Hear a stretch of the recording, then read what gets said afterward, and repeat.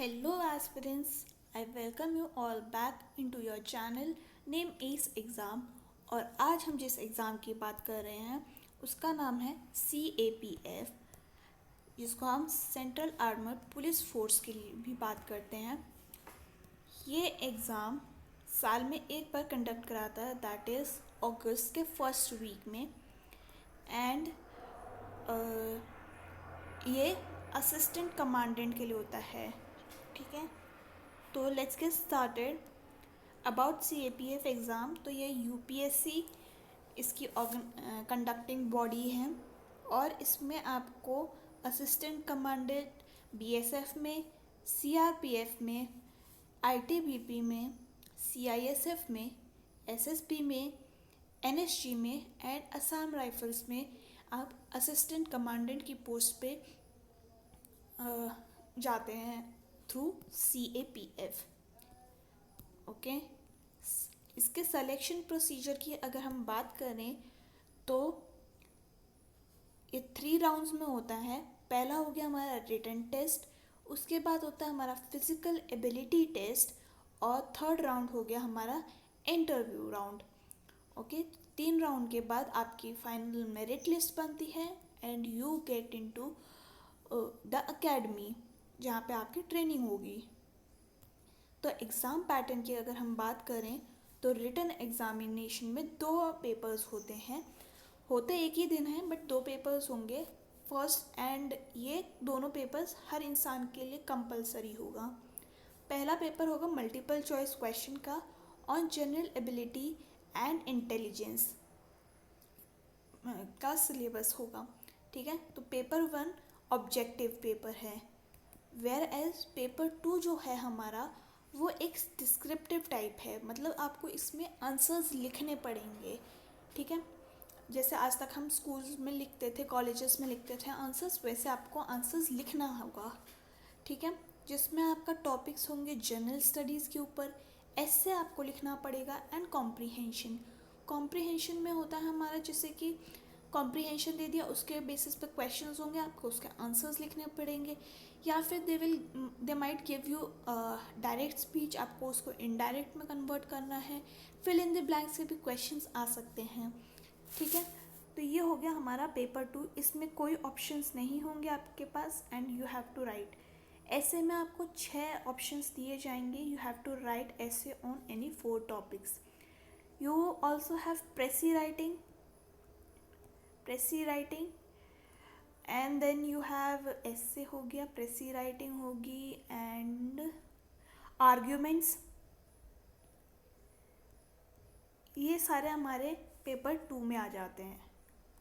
Okay, moving forward written examination की अगर हम बात करें तो पेपर 2 में होते हैं हमारे 200 क्वेश्चंस, MCQ बेस्ड 2 आवर्स मिलेंगे और इसमें टोटल होंगे 250 मार्क्स। पेपर 2 में होंगे हमारे 6 क्वेश्चन, डिस्क्रिप्टिव पेपर होगा, 3 घंटे मिलेंगे एंड 200 मार्क्स का पेपर होगा। ये डिटेल में अभी हम देखते हैं। पहले उससे PET का medical standard, PET and medical standards अगर की हम बात करें तो 100 मीटर रेस होगी। मेल्स को कंप्लीट करनी है 16 सेकेंड्स में एंड फीमेल को कंप्लीट करनी है 18 सेकेंड्स में। 800 मीटर की रेस होगी जिसे मैन कंप्लीट करेंगे 3 मिनट्स 45 सेकेंड्स में एंड विमेन कंप्लीट करेंगे 4 मिनट्स 45 सेकेंड्स में। लॉन्ग जंप होगा हमारा 3.5 मीटर्स 3 चांसेस में एंड फीमेल के लिए 3 मीटर्स 3 चांसेस में। अब अगर पहले चांस में हो जाता है आपका, इट्स गुड। अगर आपको नहीं होता फर्स्ट में, then you might go for second and third. ऐसे शॉर्ट पुट सिर्फ मेल्स के लिए है, दैट इज़ 4.5 मीटर्स का।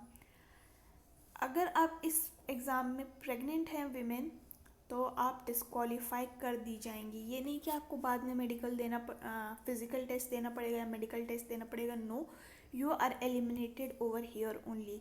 आपका इंटरव्यू के लिए भी कॉल नहीं आएगा। ठीक है, तो अब हम सिलेबस की बात करते हैं। तो जनरल एबिलिटी का जो पेपर का फर्स्ट टॉपिक है दैट विल इंक्लूड, आप एक बार इस पे स्क्रीनशॉट लेके या तो सामने लिख लीजिएगा, मैं मिटा देती हूँ। ये एक बार आप गो थ्रू कर लीजिए, ठीक है। एनालॉजी हो गया, अरेंजमेंट हो गया, problem solving, syllogism, spatial orientation, spatial visualization, ये सारे हो गए हमारे जनरल एबिलिटी के टॉपिक्स। और जनरल इंटेलिजेंस के हो गया हमारे mental ability, general science, current affairs, international importance जो हो गए करंट अफेयर्स में, polity, economy, history and world and Indian geography. ये सारे टॉपिक्स हैं हमारे पेपर 1 के। एंड पेपर 2 में है हमारे पास essay writing, comprehension, precis writing, counter argument, report writing, language skills, grammar and vocabulary, ठीक है। ये सारा हो गया हमारा एसे का पेपर। एंड इसी में ही आपसे ऐसे में आपसे जनरली तो वो करंट अफेयर्स से ही पूछते हैं। जैसे जब मैंने एग्ज़ाम दिया था तब फार्म लॉज काफ़ी चल रहा था and they asked about farm laws. And covid के टाइम पे दे इवन आस्क्ड अबाउट क्या is covid a double burden to women, ऐसे मतलब लाइक कोविड में सारे घर में रहे थे तो क्या it is a double women या इंक्रीजिंग वायलेंस का केस था, कुछ ऐसे था paper, I am not remembering. तो करंट अफेयर्स से ही वो पूछेगा, ठीक है। तो आपको उसके लिए थरोली होना चाहिए। अगर हम इसमें कोई और बात करें तो आई डोंट थिंक कि कुछ रह गया है। आपको फर्स्ट पेपर में तो जैसे इसमें यह होता है कि फर्स्ट पेपर जो है उसको तो आपको क्वालिफाई करना ही है। सेकंड पेपर को भी फर्स्ट पेपर को क्वालिफाई करना है, सेकंड पेपर को अलग से क्वालिफाई करना है एंड इन दोनों को मिलाकर अलग से क्वालिफाई करना है। तो आप ये नहीं कर सकते कि हम लोग इसमें कम मार्क्स ले आएंगे, इसमें ज़्यादा ले आएंगे, या इसमें ज़्यादा ले आएंगे, इसमें कम ले आएंगे। सेकंड पेपर जैसे यूपीएससी का चेक होता है, यूपीएससी सीएससी का, वैसे ही चेक होता है। तो इसमें आप इतनी गारंटी नहीं ले सकते कि आपको कितने मार्क्स मिलेंगे, बट इसकी आपके पास गारंटी है। तो आप इसको कम्प्लीटली पढ़ेंगे अच्छे से एंड इसको भी आप रेगुलरली प्रैक्टिस करेंगे। Once you clear this exam आप अपनी रनिंग फिजिकल्स पे फोकस करिए because it is a great opportunity. और साल में सिर्फ एक ही बार इसका पेपर कंडक्ट कराया जाता है। तो आप इसको अगर देने की सोच रहे हैं, you are dedicated towards it, give it a try. Next साल होगा अगस्त में इसका पेपर, सो अभी से लग जाइए। बाकी अगर आपको ये वीडियो पसंद आई है please like it, share it with your defence aspirants friend and subscribe to the channel. अगर कोई सजेशन है आपका प्लीज़ कमेंट में बताइएगा एंड अगर कोई क्वेरी होगी तो भी प्लीज़ कमेंट डाउन। एंड आज के लिए इतना ही।